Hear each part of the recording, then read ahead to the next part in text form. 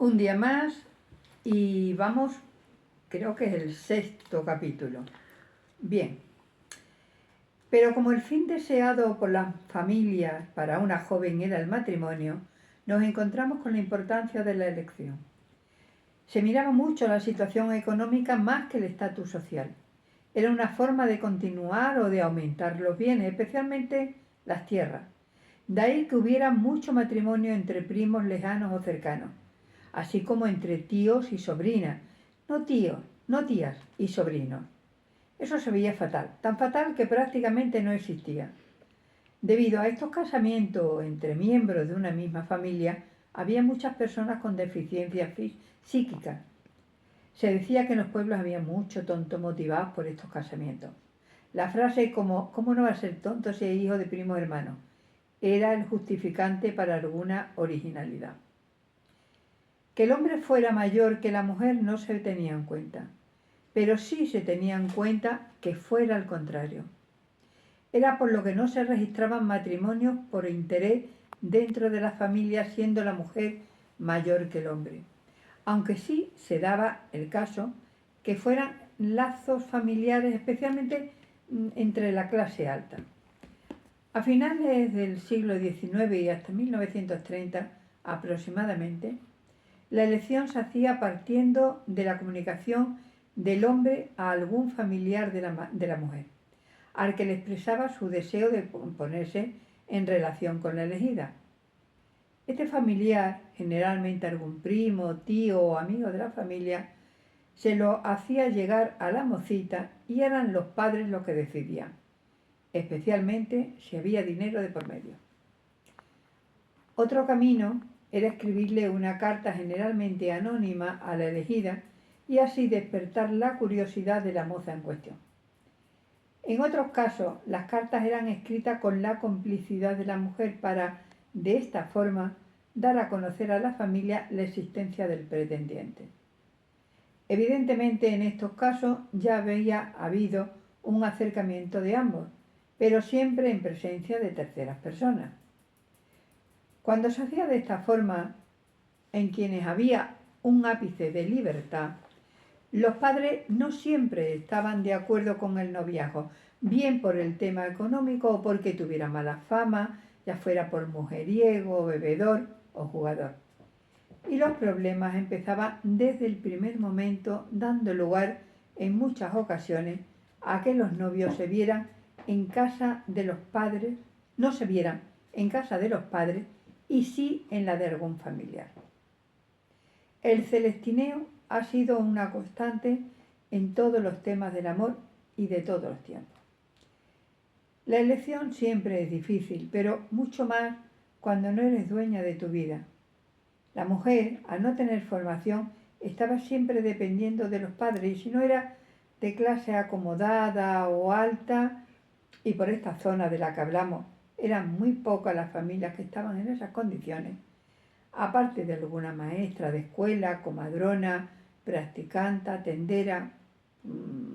El resto se podía sentir orgullosa si sabía leer, escribir y las 4 reglas. Y no porque la mujer no tuviera facultades para ello, ¿no? Sino porque era requerida en su casa para cuidar de los hermanos pequeños, ya que la madre se ocupaba de las personas mayores con las que convivían. No podemos olvidar que en una casa vivían padres, abuelos, tíos. Prácticamente cada habitación era una familia.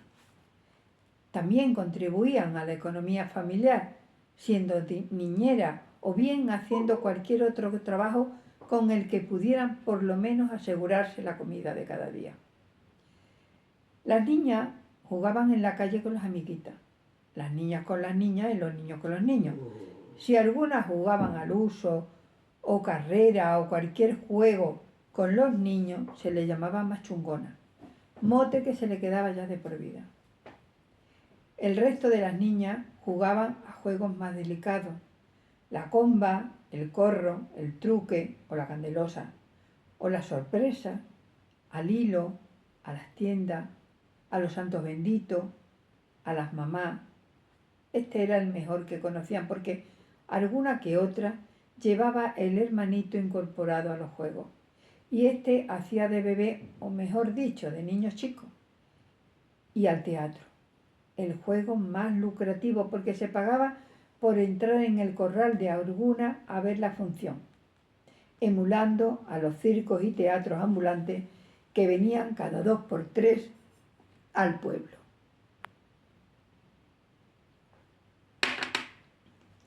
Ya desde los 8 o 9 años la mujer sabía por dónde se iba a encaminar su vida, a menos que los señores donde trabajaban los padres o el padre no tuvieran descendencia y la aporijaran o la adoptaran.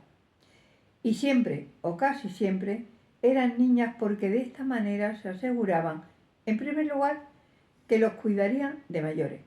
Y además, en el caso de casarlas, ellos decidirían con quién y cuándo.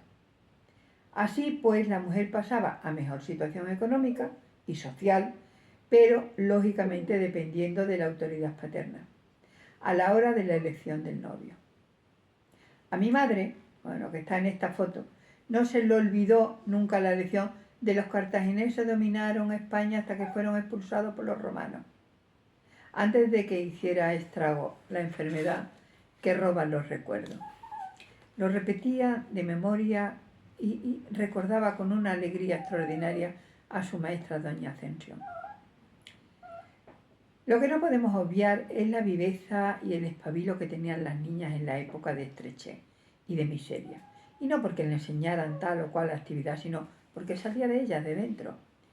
Alguna de estas fotos, repito, me contaba que cuando su madre le mandaba a por una barra de jabón, ella le decía al jabonero que se la troceara según encargo de su madre, y de esta forma, de camino a su casa, iba ofreciendo casa por casa jabón y cuando lo vendía volvía por otra barra, y así se había ganado unos centavos, con lo que más tarde se compraría un pionono, pastel que vendían por las calles sobre una tabla que el vendedor, ajustándolo a una cuerda en los extremos, lo enganchaba al cuello para mayor equilibrio. Como eso de vender pionono era más goloso que vender jabón, también probó de forma airosa en este menester. Lo difícil era convencer para que lo comprasen, ya que las madres no estaban por la labor de hacer gastos extras. Así que el objetivo era convencer al niño de lo rico que estaban y hacerle que le llorasen a la madre, para que al final de la rabieta cediera. Este trabajo tenía 2 recompensas. Una, los céntimos por la tabla vendida. Y la otra, el poder relamer la tabla antes de entregarla. En fin, que como siempre, trabaja quien quiere trabajar y sobre todo haciendo del trabajo un juego. Nos vemos el próximo.